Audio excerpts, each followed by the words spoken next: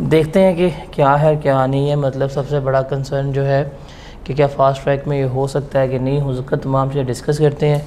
अभी थोड़े अरसे में आपको स्केड्यूल भी मिल जाएगा, प्रिंट करवाने गया हुआ है, इसके मुताबिक आपने चलना है। उस पेपर को जो है आपने पास करना है।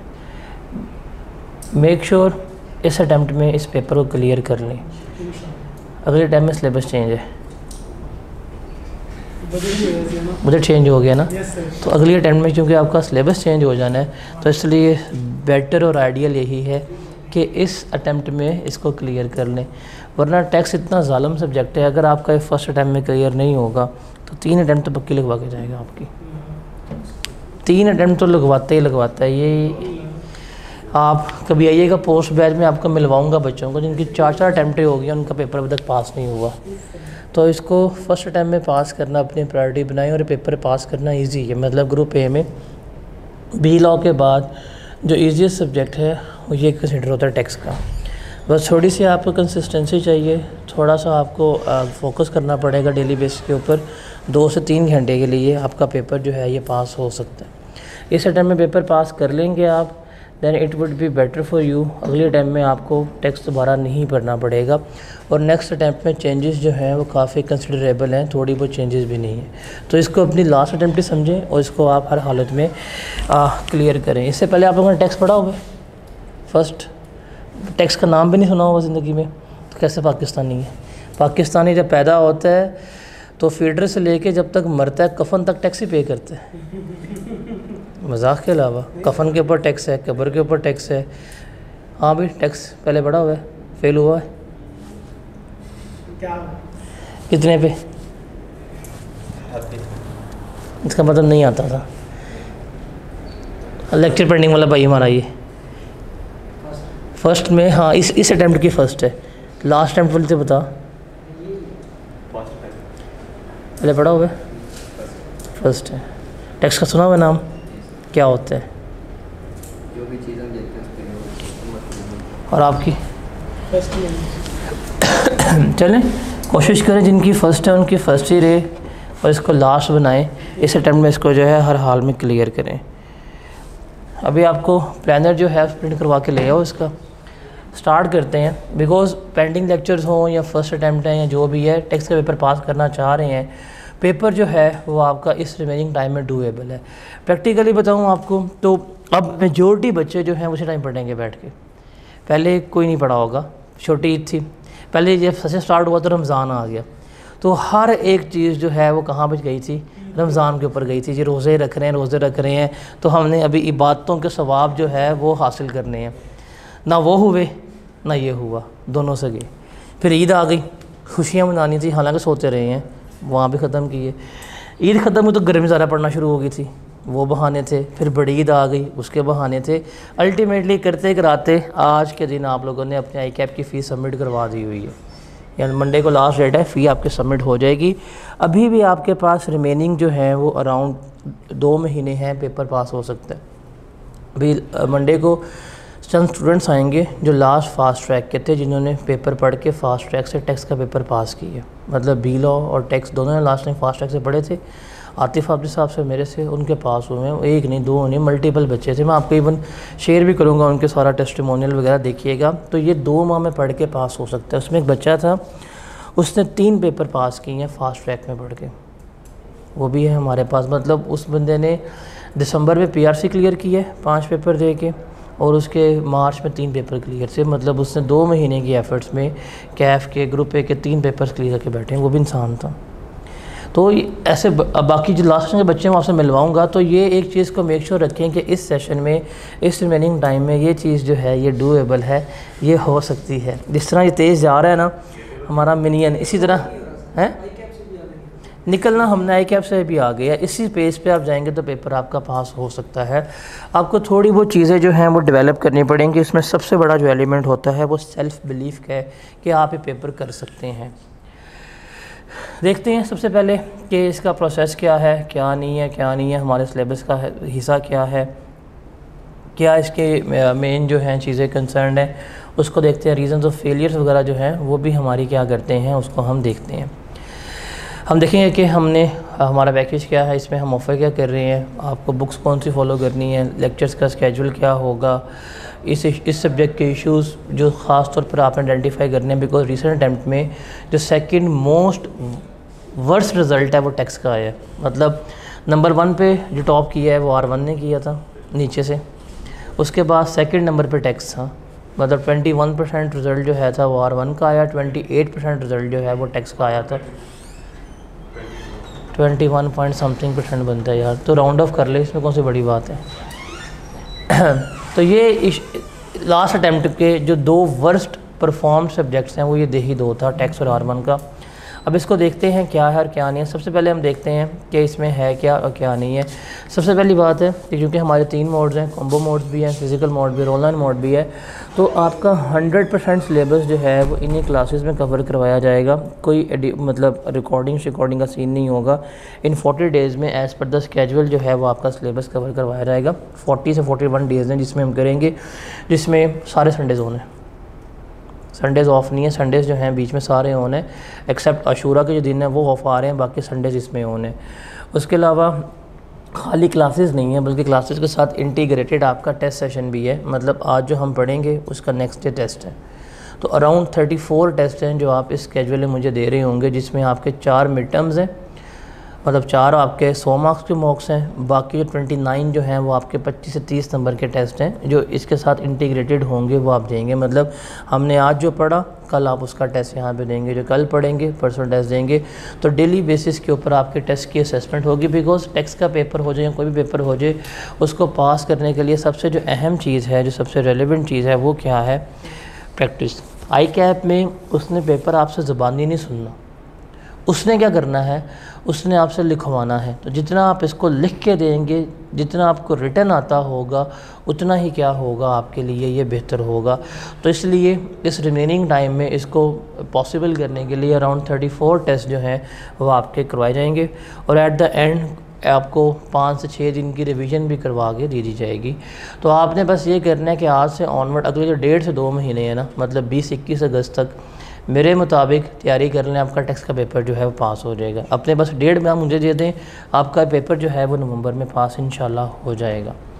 और ये पेपर मुश्किल भी नहीं है। इसमें अगर आप बात करें, एरियाज़ काफ़ी डिफ़ाइंड है, और उन डिफ़ाइंड एरियाज़ में से पेपर आपका आता ही आता है। मतलब हमारे सिलेबस का भी हम देखते हैं, हमारे सिलेबस में एक एरिया है जिसे हम कहते हैं सेल्स टैक्स।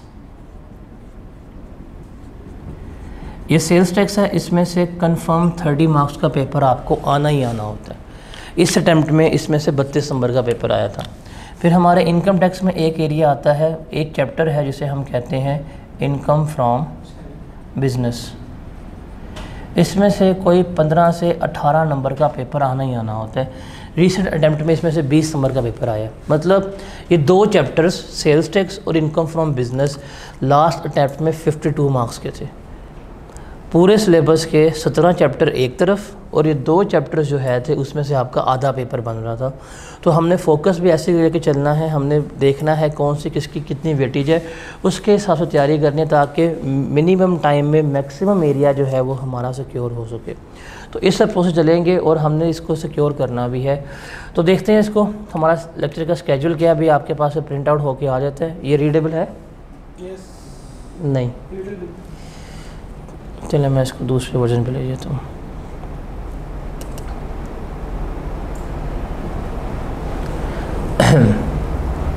अभी आपको प्रिंट आउट मिल जाता है तो देख लीजिएगा। हाँ, तो हम आज से स्टार्ट कर रहे हैं, 8 जुलाई से आज तक हमारी ओरिएंटेशन है। संडे हमारा पहला ऑफ है। उसके बाद किस किस डे पे कौन कौन सा टॉपिक हम कर रहे होंगे वो जो है यहाँ पे मेंशन है। अभी आपको इसका स्प्लेंडर मिल जाएगा प्रिंट आउट फॉर्म में, वो आपने अपने पास रख लेने। तो अराउंड हमने किस किस डे पे कौन सा टॉपिक करना है सारा कुछ मेंशन है। स्टार्ट हम करेंगे पहले सेल्स टैक्स से, बिकॉज इसमें से 30 नंबर जो हैं वो कंफर्म पेपर में आने ही आने। 110% उसने आपसे 30 से 32 नंबर का पेपर पूछना है। तो हमारी कोशिश होगी कि हम विद इन 10 डेज़ मतलब स्टार्ट करेंगे, और गालिबन हमारा सेल्स टैक्स शुरू हो रहा है 12 जुलाई से लेके नेक्स्ट संडे हमारा ऑन होगा।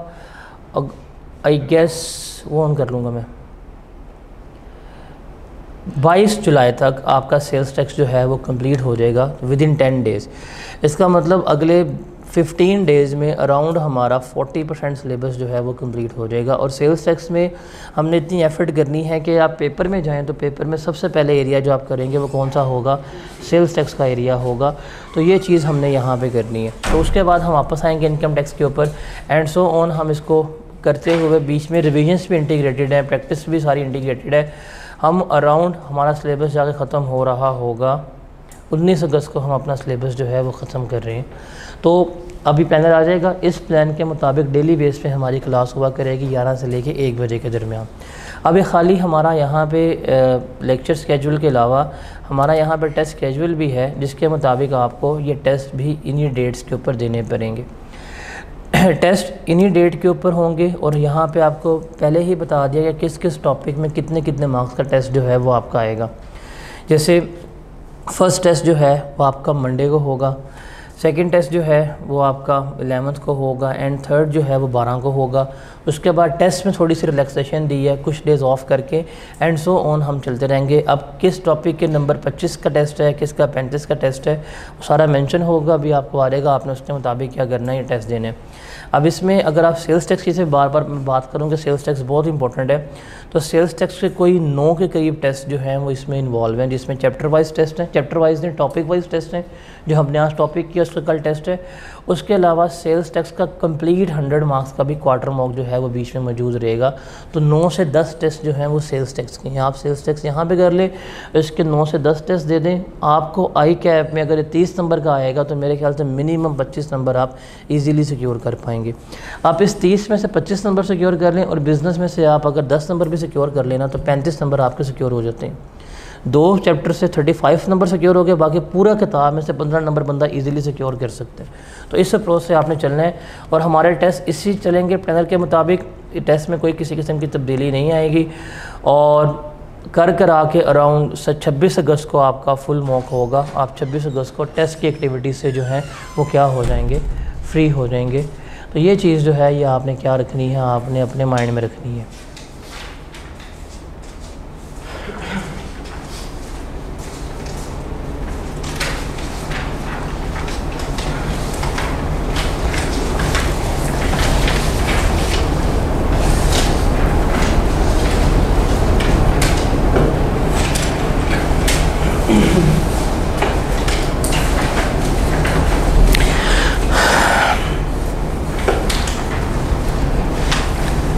तो हमने बिल्कुल इसके मुताबिक चलना है, प्लानर के मुताबिक, और इसके मुताबिक ही हमारी तमाम टेस्ट तमाम तैयारी जो है वो होगी। ये प्लानर आपके पास ना हमेशा बैग में होना चाहिए। अगर आपको पता हो कि किस दिन के ऊपर हम कौन सी चीज़ कर रहे हैं, उसके बारे में सारा आपको पता होना चाहिए। ये दरवाज़ा खोल देना ज़रा, इसको निकाल दो बाहर।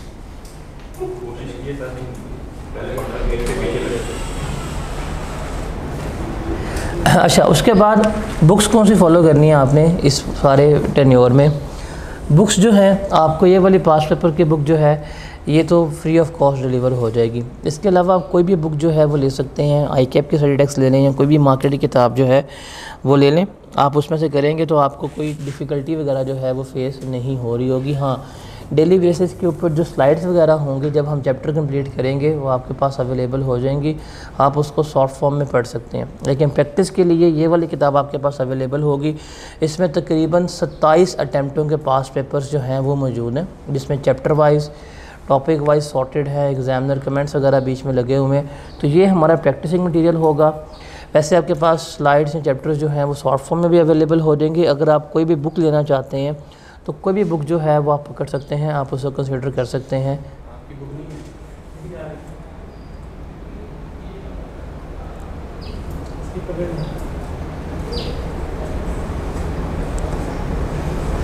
तो आप उसको फॉलो कर सकते हैं। लेकिन आपके पास लेक्चर की सपोर्ट होगी, बुक्स की सपोर्ट होगी, मेरे ख्याल से आपको किसी फ़िज़िकल बुक की ज़रूरत पड़ेगी भी नहीं, क्योंकि आपने करना यही है, रोज़ का काम रोज़ करना है। जितना रोज़ पढ़ा होगा उसको जाके रिवाइज़ करना है, उसको जाके तैयार करना है। आपको किसी एक्स्ट्रा किताब की ज़रूरत जो है वो नहीं पड़ेगी। रिविज़ वाला खोल दे।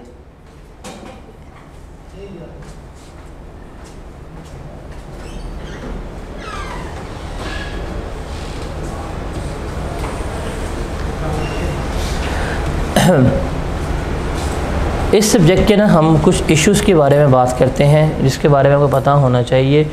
ये चीज़ आपके लिए इम्पॉर्टेंट है बिकॉज़ अगर आप देखें पहले ये जब हमारी स्कीम पुरानी होती थी तो ये कैफ 6 होता था, तब ये कैफ के मिड में आता था, तो काफ़ी मैच्योर बच्चे आते थे, 4-5 सब्जेक्ट पास करने के बाद टेक्स्ट पढ़ने आते थे। अब ये आ गया वो सबसे ऊपर, जब कहीं ऊपर आया तो इसका रिज़ल्ट जो है वो बुरा होना शुरू हो गया। मतलब स्प्रिंग 22 में हमारी स्कीम चेंज हुई थी, स्प्रिंग 22 में इसका रिज़ल्ट जो है वो 31% था, फिर थोड़ा सा रिज़ल्ट बेहतर हुआ 38 पे गया। अभी रिसेंट अटैम्प्ट में रिज़ल्ट कितना आया है इसका 29% आया।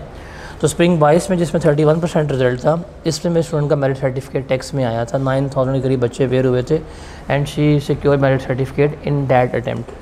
अब रिसेंट अटैम्प्ट में इसका रिज़ल्ट जो है वो 29% है, one of the worst result जो आप आई कैप के कह सकते हैं। इसके ऊपर एक ही आ रहा है वो R1 है, उसमें तो इनहेरिट लिमिटेशन है, वो इतना गंदा ही आएगा। बट ये बड़ा शॉकिंग था कि टेक्स्ट का पेपर इजी होने के बावजूद इतना बुरा रिज़ल्ट क्यों प्रोड्यूस हुआ है। उसके कुछ रीज़न्स हैं, वो आपको आइडेंटिफाई करनी चाहिए। अगर आपकी फ़र्स्ट अटैम्प्ट है आपने वो मिस्टेक्स नहीं करनी, और अगर आपकी अटैम्प्ट लग चुकी हैं तो आप देखें आपने क्या ये मिस्टेक्स की थी कि नहीं की थी, अब आपने अवॉइड करनी है।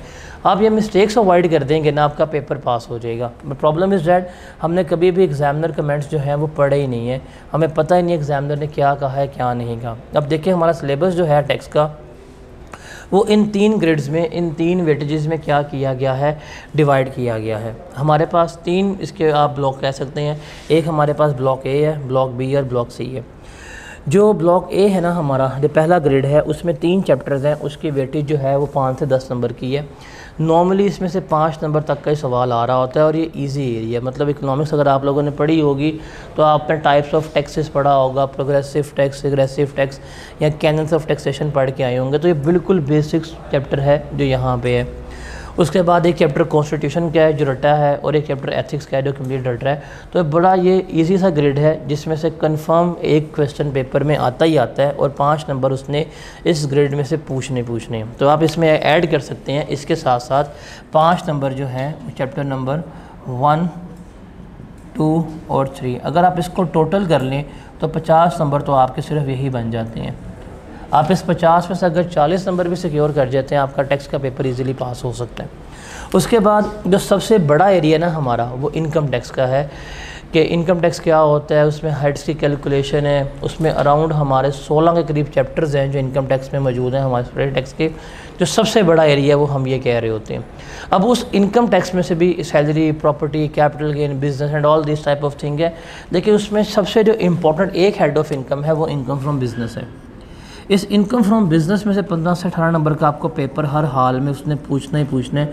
तो इनकम टैक्स में से आपका अगर ये एरिया स्ट्रॉन्ग हो जाए, सेल्स टैक्स स्ट्रॉन्ग हो जाए, चैप्टर 1, 2, 3 अगर आपके स्ट्रॉन्ग है तो आप बड़े इजीली 50 नंबर तक जो है वो सिक्योर कर सकते हैं। मैं सिलेक्टिव स्टडी की बात नहीं कर रहा, मैं बल्कि अप्रोच की बात करूँ कि आप कितने ईजीली जो है मार्क्स सिक्योर करवा सकते हैं। और टेक्स्ट का पेपर जो है ये एक बड़ा यूनिक पेपर है। मतलब आप कैफ में जितने पेपर पढ़ेंगे, यहाँ तो पेपर कोई न्यूमेरिकल है, यहाँ पेपर क्या है वो थ्योरेटिकल है। या तो उसमें सारी थ्योरी इन्वॉल्व होगी या सारे उसमें क्या होंगे, न्यूमेरिकल होंगे। जिस लॉ का पेपर है, लॉ पूरी की पूरी क्या है, थ्योरेटिकल पेपर है। R1 न्यूमेरिकल है, जितनी भी रिपोर्टिंग है न्यूमेरिकल्स है। ऑडिट जो है थ्योरेटिकल है, बट ये ऐसा नहीं है। इसमें अराउंड 60% जो है वो आपका न्यूमेरिकल्स आते हैं, कैलकुलेशंस आती हैं, और 40% के करीब जो है वो आपकी थ्योरी आ रही होती है, थ्योरेटिकल पेपर आपका आ रहा होता है। और इस 60% न्यूमेरिकल्स में 3 न्यूमेरिकल आपके लाजमी आने ही आने हैं। एक आपका न्यूमेरिकल आना है सेल्स टैक्स से, एक आपका न्यूमेरिकल आना है बिज़नेस में से, और एक आपका न्यूमेरिकल आना है बाकी हेड्स ऑफ इनकम में से। तो ये 3 न्यूमेरिकल जो उसने पूछने हैं अराउंड ये 55 से 65 नंबर के होते हैं न्यूमेरिकल। ये कंफर्म 3 न्यूमेरिकल आपका पेपर में मिलने हैं। फिर जो थ्योरी आपको मिलती है, इसमें से थ्योरी भी 2 तरह की होती है। एक है नॉलेज बेस्ड और दूसरी है हमारे पास एप्लीकेशन बेस्ड। मतलब एक है स्ट्रेट फॉरवर्ड रट्टे वाले सवाल। जो रट्टे वाली थ्योरी है ना आपको, ये गालिबन आपको अप टू 15 मार्क्स तक आती है, और ये वाली थ्योरी जो है ये आपको 20 से 25 मार्क्स तक एप्लीकेशन बेस्ड सिनेरियोज आए होते हैं। तो उसने टेक्स्ट की इस तरह से डिवीज़न की होती है। स्ट्रेट फॉरवर्ड क्वेश्चन नहीं पूछेगा, न्यूमेरिकल्स भी पूछेगा, थियरी भी पूछेगा, रटे वाले सवाल भी पूछेगा। तो बड़ा यूनिक पेपर है, आपको इसको हर पर्सपेक्टिव से तैयार करना पड़ेगा, इसलिए आप सिलेक्टिव स्टडी नहीं कर सकते इसमें। अगर आप सिलेक्टिव स्टडी करेंगे आपको पेपर जो है फेल करवा जाएगा। ये मैं नहीं कहता, कि जो बंदा कह रहा है वो एग्जामिनर है। बिकॉज आप पेपर दे के आएंगे, जो आपको बंदा फेल करेगा वो कौन होगा? एग्ज़ामिनर होगा। और एग्ज़ामिनर भाई साहब जो है वो बेहतर रीज़न्स जानता है फेलियर के, कि हमने इस बंदे को फ़ेल क्यों किया है या क्या इसकी अंडर परफॉर्मेंस की वजूहात थी। वो सबसे बेहतर कौन जान रहा होगा? एग्ज़ामिनर जान रहा होगा। लेकिन जो फ़ेल होके आता है वो इसके अलावा सबसे पूछेगा, दोस्त से, फेसबुक से, पापा की परी से, हर जगह जाकर पूछ रहा होगा, अरे मुझे फ़ेल क्यों किया, मैंने तो इसको पढ़ाया वो पास हो गया। लेकिन जो बंदा फ़ेल कर रहा है उससे नहीं पूछ रहा, और वो बंदा हर अटैम्प्ट में जो है बता रहा होता है कि मैंने फ़ेल क्यों किया है, रीज़न ऑफ फेलियर क्या है। मतलब अभी ये स्प्रिंग 23 का रिज़ल्ट है, 29% जो है पासिंग रिज़ल्ट था इसका। अब पेपर में देखें, आप गौर करें तो 8 के करीब सवाल जो है पेपर में आए हैं। अब क्वेश्चन वाइज परफॉर्मेंस देखें तो question number 8 worst performed, question number 5 worst performed, 4, 2, 3, मतलब 8 में से 5 सवालों में तो बच्चों का बड़ा फ़र्क था। अब आप देखें क्वेश्चन नंबर 4 में सिर्फ 6% स्टूडेंट ऐसे थे जो पासिंग मार्क्स सिक्योर कर पाए थे। 8000 बच्चा टैक्स का पेयर हुए, 6% मतलब कितना होता है? क्या होगा 6%? 8000 का 1% नहीं पूछा भाई मैंने, 640 के करीब बने, 480। 480 बच्चे ऐसे थे जो क्या कर सके हैं, इस सवाल में पासिंग मार्क्स सिक्योर कर पाए। तो रीज़न आपको पता है फेलियर क्या होगा। अब क्वेश्चन नंबर 5 में कितने 9% है, क्वेश्चन नंबर 2 जो है 15% था। तो उसने बताया रीज़न्स, नीचे उसने बताया है कि जी परफॉर्मेंस जो है बड़ी डिक्लाइन हो गई है। उसने बताया रीज़न क्या है, रीज़न है कि थ्योरेटिकल नॉलेज को अप्लाई नहीं कर पा रहे। इस पॉइंट को अंडरलाइन करना है। आप अभी हुए हैं, थियरी आती थी, देखा पकड़ लिया कि नहीं पकड़ लिया? ये उसने क्लियरली बता दिया है कि थ्योरेटिकल नॉलेज जो है वो आपको आइडेंटिफाई करनी नहीं आती। पहले 3 चैप्टर में से जो है ना थियरी, जो मैं आपको बता रहा हूँ, ये वाली चैप्टर में से लास्ट चैप्टर है, वो जो लास्ट है क्वेश्चन नंबर 8 वो आया था। इसमें 24% बच्चे सिर्फ पासिंग मार्क्स सिक्योर कर पाए हैं, इधर भी हाल बुरे हैं। तो थ्योरेटिकल जो है था प्रॉब्लम था, थियरी इसमें बच्चों को नहीं आती। और न्यूमेरिकल तो वैसे ही बड़ा गलत है। आप न्यूमेरिकल्स में अगर आप देखते जाएं तो पहला न्यूमेरिकल था ये इनकम टैक्स का था, ये वाला न्यूमेरिकल 4 हेड्स ऑफ इनकम का। तो इसमें अच्छी परफॉर्मेंस है, 64% बच्चे पासिंग मार्क्स कर बैठे हैं। फिर थर्ड क्वेश्चन जो है वो बिज़नेस का न्यूमेरिकल था। बिज़नेस मैंने वो क्या कितने मार्क्स का आएगा, कन्फर्म 15 मार्क्स का आएगा। इसमें बुरा हाल था, 30% बच्चे पासिंग मार्क्स करके बैठे हैं। फिर जो क्वेश्चन नंबर 6 था that was from sales tax. तो सेल्स टैक्स में से कितने बच्चों ने पासिंग मार्क्स सिक्योर किए हैं, 44। लेकिन ये भी इतनी अच्छी परफॉर्मेंस नहीं है। न्यूमेरिकली भी अगर देखा जाए तो बच्चों ने क्या किया है, परफॉर्म नहीं किया। रीजंस क्या थी इसकी? सिलेक्टिव स्टडी, प्रैक्टिस नहीं थी, पेपर लिखना नहीं आता था। मैं हमेशा कहता हूँ टेक्स्ट को जितना लिख सकते हो ना लिखो। सीए पहले अटैम्प्ट में हो जाता है अगर आपको करना आता हो, ये मुश्किल नहीं है। इससे ज़्यादा आप लोग इंटरमीडिएट में पढ़ के आए होंगे, 11 12वीं में, मैट्रिक में से ज़्यादा पढ़ के आए होंगे।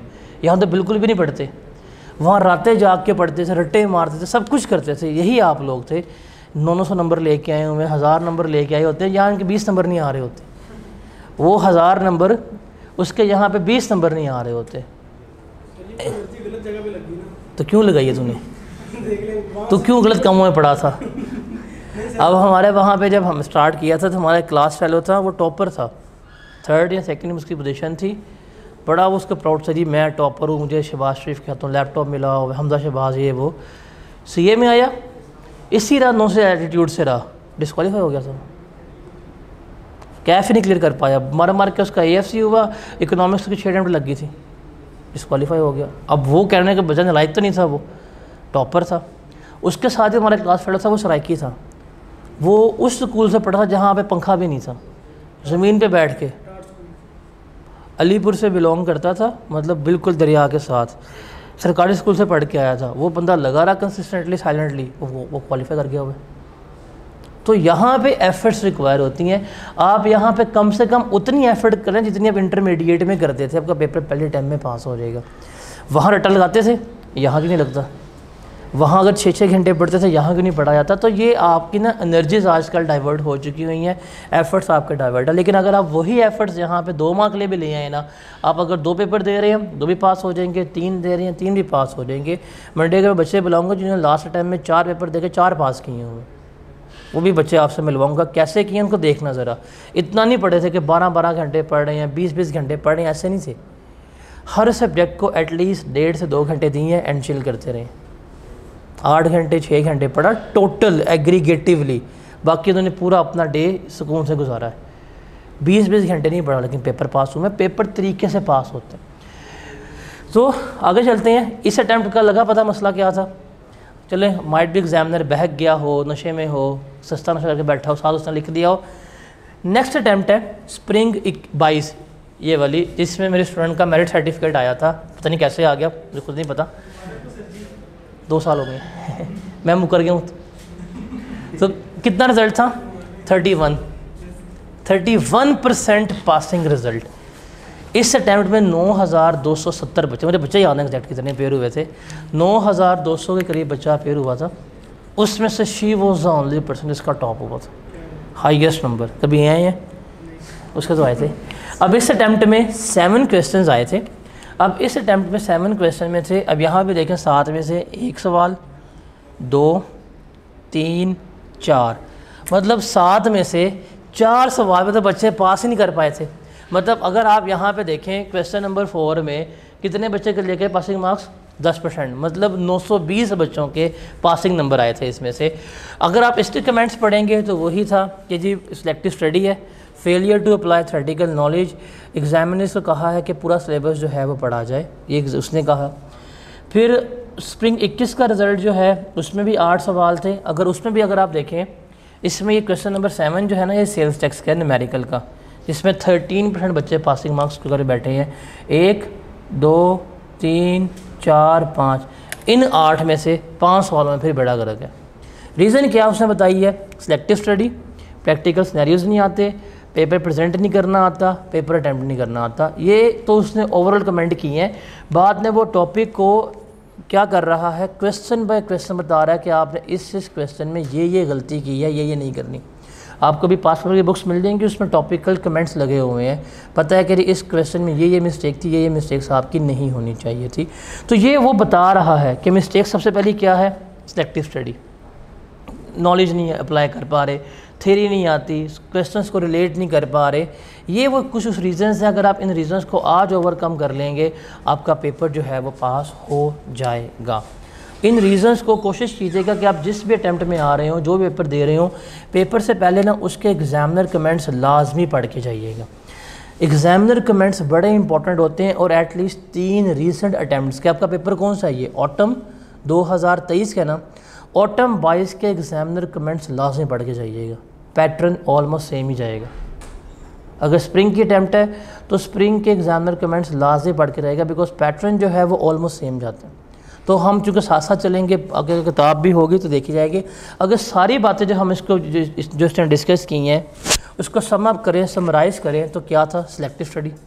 अब सिलेक्टिव स्टडी रीज़न नहीं है, ये गुनाह कबीरा है, ये गलती नहीं है, गुनाह है ये। It is just like that, आप जंग लड़ने गए हुए हैं, बंदूक पास है, ऑर्डर है गोली मारो, गोली घर रह गई है, फिर कहीं जी शहीद हो गए। शहीद नहीं तो बेवकूफ़ी है, तो खुदकुशी की है आपने कि जब आप जंग लड़ने जा रहे हैं, गोलियां घर छोड़ गए हैं, अब गोली लग गई जी, आप कहें जी हम शहीद हो गए। वो शहीद नहीं, वो क्या कहलाएगा? बेवकूफ़ी की है आपने। तो आप आई कैप के हॉल में जा रहे हैं, जंग लड़ने जा रहे हैं, आपका तैयारी पूरी नहीं है। और अल्लाह का निज़ाम बड़ा मुनसिफाना है। ये कभी भी अल्लाह पाक ऐसा नहीं करेगा कि 2 बच्चे बैठे हुए हैं आई कैप हॉल में, एक बच्चे ने पूरी तैयारी की हुई है, पूरा टाइम पे पढ़ा हुआ है, एक ने जाके बस बिस्मिल्लाह पढ़ी हुई है कि या अल्लाह ये कर लूँगा, वो कर लूँगा। दोनों बैठे होंगे और वो पास हो जाएगा, फेल हो जाएगा। नहीं, अल्लाह पाक कहता है कि एफ़र्ट्स करेंगे तो उसके मुताबिक ही रिज़ल्ट दिया जाएगा। दुनिया भी बकदर एफ़र्ट्स है, आखिरत भी बकदर एफ़र्ट्स है। हर चीज़ एफर्ट्स के मुताबिक मिलती हैं। तो आप अगर पूरी एफर्ट्स करेंगे तो आपको क्या मिलेगा, रिजल्ट मिलेगा। तो सिलेक्टिव स्टडी नहीं करनी। अब जब भी कहते हैं सिलेक्टिव स्टडी नहीं करनी तो आगे से आर्ग्यूमेंट आता है कि जी सिलेबस इतना ज़्यादा है, कैसे याद करें, कैसे नहीं करेंगे, हर चीज़ तो पेपर में टेस्ट भी नहीं होती। तो मैंने कहा क्या हर चीज़ टेस्ट होती है। कुछ चीज़ें बड़ी इंपॉर्टेंट है, उसके ऊपर हम ज़्यादा जान मारेंगे। कुछ चीज़ें कम इंपॉर्टेंट है, उसको हम किसी शॉर्टकट वे से करेंगे, बट करेंगे लाजमी। पेपर में ब्लैंक आउट नहीं होना। अब देखिए मैंने अभी आपको बता दिया कि यार ये 3 एरिया 50 नंबर हैं आपके, मतलब इस अटैम्प्ट में 32 नंबर का सेल्स टैक्स था, 20 नंबर का बिजनेस था और 7 नंबर का ये था। कितने बनते हैं ये 59 मार्क्स, उसमें से 50 नंबर आ सकते थे। तो हम आइडेंटिफाई करेंगे कौन से एरियाज बहुत स्ट्रॉन्ग है, उसके ऊपर उतना टाइम लगाएंगे। जो कम टेस्ट होते हैं उसके ऊपर हम क्या करेंगे, टाइम कम लगाएंगे बट करेंगे, चीज़ हमने कोई नहीं छोड़नी। उसके बाद सेकंड है मसला प्रेजेंटेशन, प्रेजेंट नहीं करना आता। मतलब आप लोग भी जब नंबर्स लिख रहे होते हैं ख़ासतौर न्यूमेरिकल्स में, अगर आपने लिखा ना 7 लाख, आप लिखेंगे 7 0 0 0 0 0 इस तरह लिख के बैठे। क्यों? ये स्टिल है ज़ीरो आपका। आपको नंबर्स नहीं प्रेजेंट करने आते, आप कॉमेज नहीं लगाते, ये बड़े मैटर करता है। रिमेंबर जब भी न्यूमेरिकल पेपर कर रहे हैं आपने हर 3 डिजिट्स के बाद कॉमा लगाने हैं, अपने पर वाजिब करें इस चीज़ को। ये प्रेजेंटेशन है, यहाँ पे क्या उस जगह फॉर्म में काम आएगी आपको नंबर लिखवाते हुए। अब यहाँ पे ज़ीरो जो है उसको इतनी इज्जत दें जितने 7 को इज्जत दी हुई है। अगर ज़ीरो रिमूव हो जाए ना यहाँ से एक, कि क्या हो जाएगा 70,000, ये भी रिमूव हो जाए 7,000, ये भी रिमूव हो जाए 700, तो ज़ीरो की बड़ी वैल्यू है।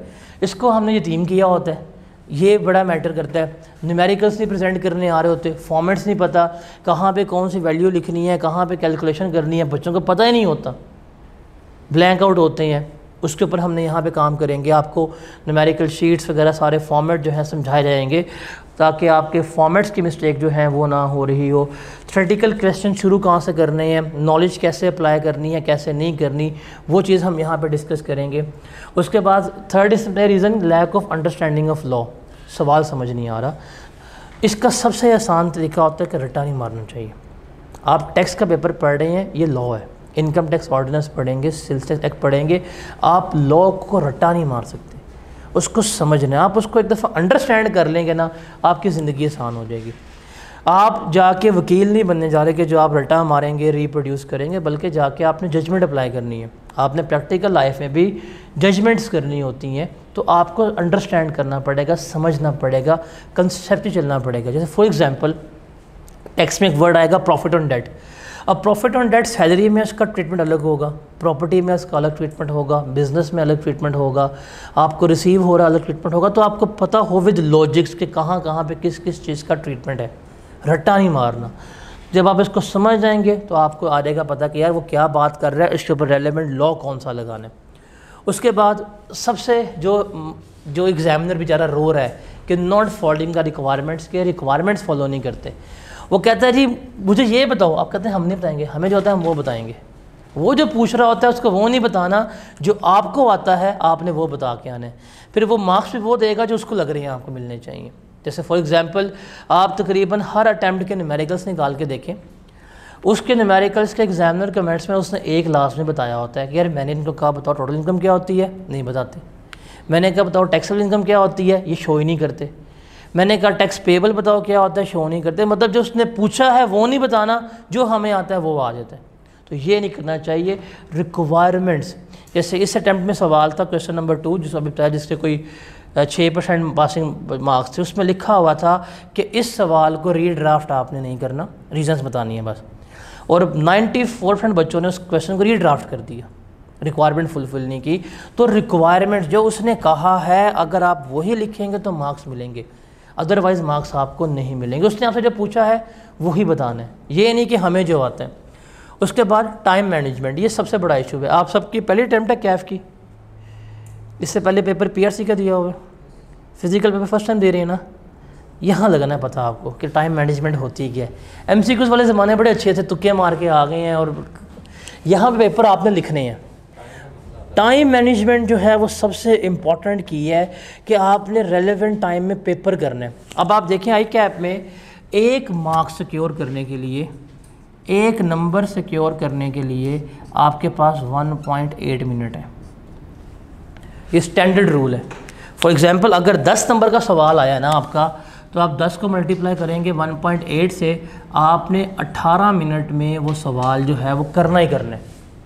अगर आपका 18 से 19वां भी मिनट हो गया, आपने इसके ऊपर टाइम ज़्यादा लगा दिया, वो आपके अगले सवालों का टाइम खा जाएगा, आपका पेपर रह जाएगा। तो एलोकेटेड टाइम में क्वेश्चन करना ये बड़ा इंपॉर्टेंट है। और ये कब आएगा? जब आप लिख के करेंगे। और इसका सलूशन क्या है? वो 34 टेस्ट जो आपने देने हैं, उस पर आपके टाइम मैनेजमेंट जो है वो ठीक हो जाएगी। आपको पहले टेस्ट नहीं होगा, दूसरा नहीं होगा, तीसरा नहीं होगा, 10 नहीं होंगे, लेकिन अल्टीमेटली जाके 11वें टेस्ट के ऊपर ना आप इस काबिल हो जाएंगे कि आप एलोकेटेड टाइम में लिखना पाएंगे। होता क्या प्रॉब्लम में, बच्चे जो हैं वो कभी भी सेशन में तैयारी नहीं करते, लिखते नहीं हैं, उन्होंने कभी भी टाइम स्टॉप वॉच लगा कर सवाल सॉल्व नहीं किया होता, चले जाते हैं आई कैप में मुँह उठा के।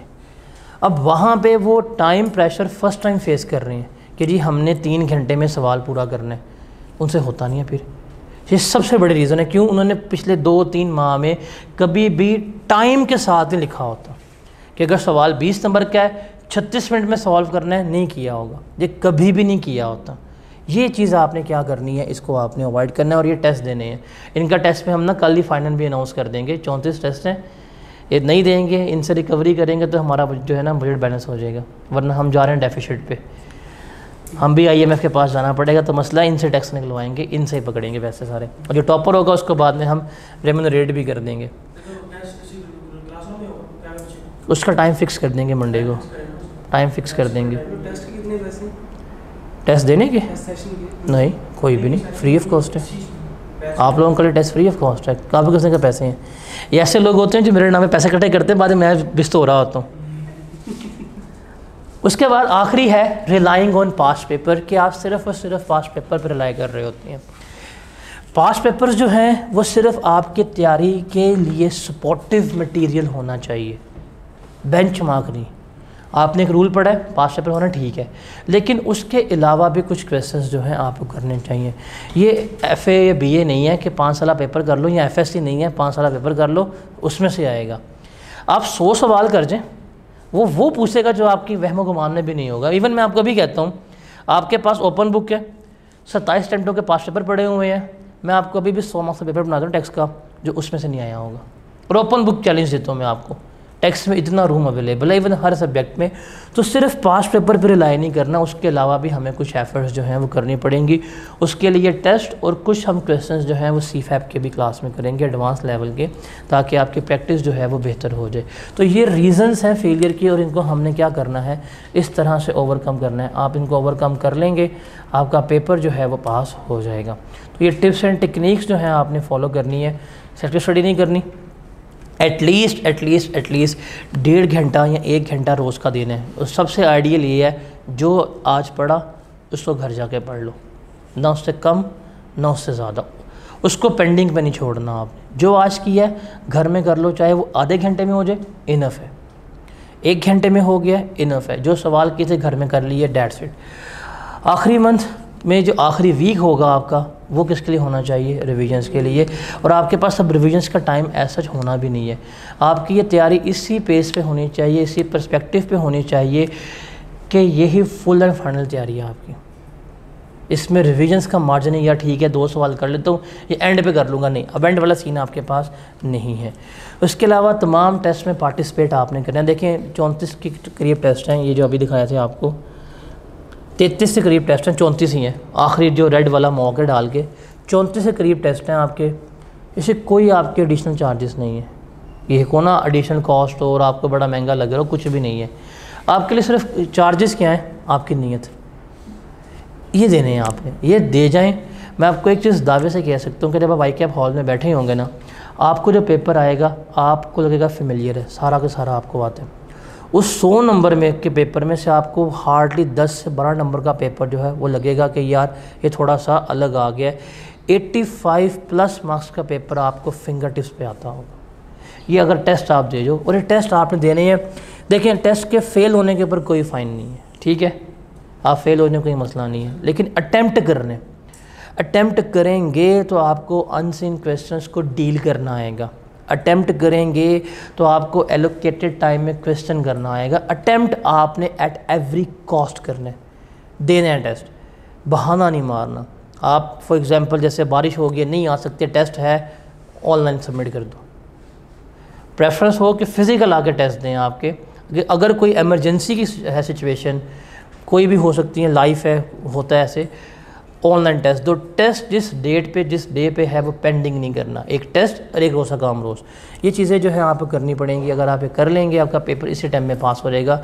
उसके अलावा इस बंदे थोड़ा यकीन भी कर लीजिएगा, आप जाते हैं भाग के CR के पास, चांद तारों के पास, वो चांद तारे आपको वहाँ उठा कर ज़मीन पर फेंकते हैं, फिर आप पेपर ड्रॉप करके बैठे होते हैं। ज़रा उनको अब आखिरी 1.5 महीने में अवॉइड कीजिएगा, बिकॉज़ वहाँ पे आपको एनोनिमस पार्टिसिपेंट बन के वो लोग गाइड कर रहे होंगे जिनके फाइनेंशियल एम्स होते हैं, मॉनेटरी एम्स होते हैं, जो काइंड ऑफ क्या होते हैं आप कह सकते हैं इन्वेस्टर टाइप लोग होते हैं, जो मिस गाइड करेंगे।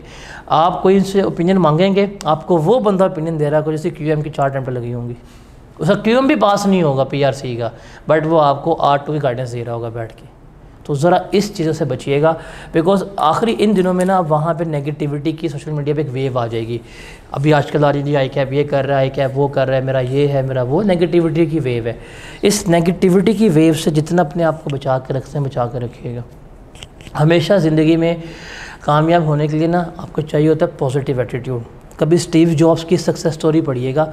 जब स्टीव जॉब्स निकाला गया था एप्पल से, जब उसने अपनी वो कंपनी बनाई थी पिक्सर्स की, तो वो चल नहीं रही थी, तो उसने जी कंसल्टेंसी फर्म हायर की थी। बताएं जी मैं तो पहले एप्पल चला के दिया था, मुझे निकाल दिया, मैंने सेम कंपनी बनाई है, चल क्यों नहीं रही। वो कंपनी आई, नाम निकला जैन से, उन्होंने पूरी रिसर्च की, दिन लगाए।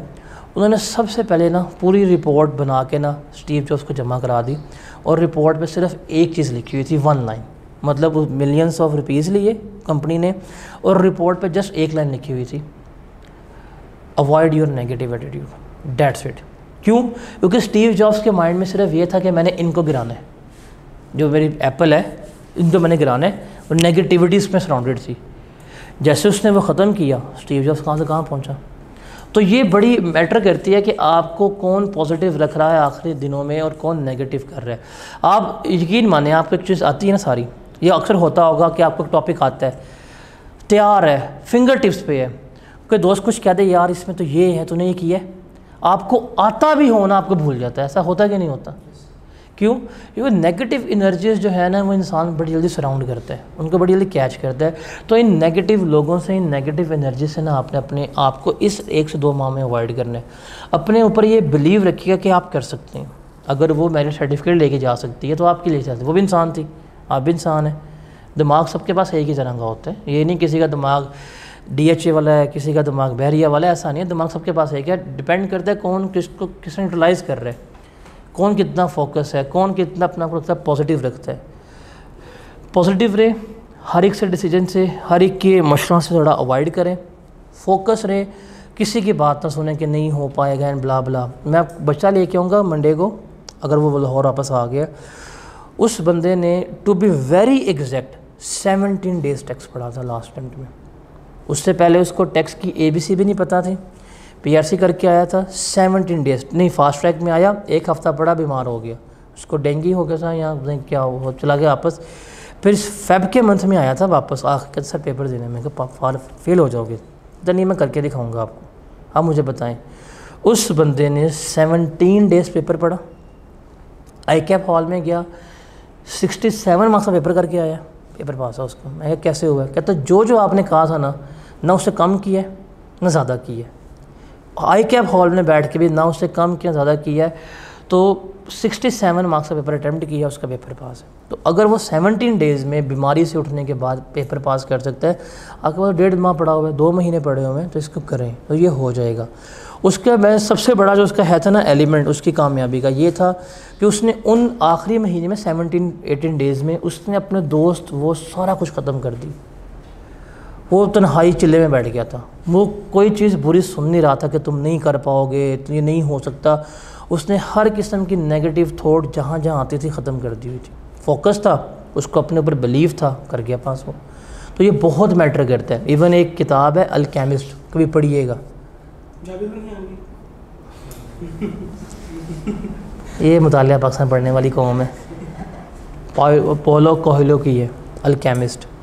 वो बुक जो है ना स्टूडेंट लाइफ में हमेशा एक दफ़ा पढ़िएगा। That book will teach you कि हाउ टू रिमेन पॉजिटिव। उसमें बाकायदा कहता है कि जब आप पॉजिटिव होते हैं ना तो आपके साथ हर चीज़ पॉजिटिव होती है। अब अगर नेगेटिव होंगे ना तो आपके साथ हर चीज़ नेगेटिव होगी। कभी आप ट्रैफिक पे जा रहे हैं, राइड पे जा रहे हैं या बाइक चला रहे हैं, आप सोचेंगे यार मेरी बाइक पंक्चर तो नहीं हो जाएगी, लाजमी पंक्चर होती है। ऐसा होता कि नहीं होता?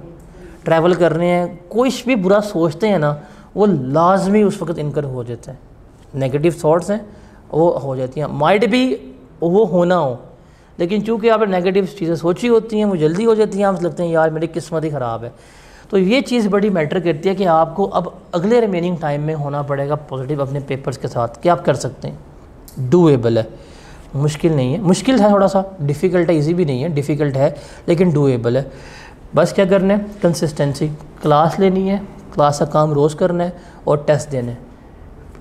ये 3 काम करने हैं, रोज़ क्लास, डेली का काम डेली और रोज़ टेस्ट देने। ये 3 काम करने, पेपर आपका जो है वो पास हो जाएगा। चलें, अगर आप फ़िज़िकल अटेंडेंस जो है 90% रखते हैं, 90% अगर आप अटेंडेंस रखते हैं, आप 90% टेस्ट भी देते हैं, 90% कितने हैं? 34 का कितना मतलब 90%? आप 28 के करीब टेस्ट दे दें, आपकी 90% अटेंडेंस भी कायम रहती है। अगर आप फेल हो गए, मैं रिस्पॉन्सिबिलिटी लूँगा, मैं आपकी नेक्स्ट अटैम्प्ट की यहाँ की फ़ी, आई कैप की फ़ी टैक्सी खुद पे कर दूँगा।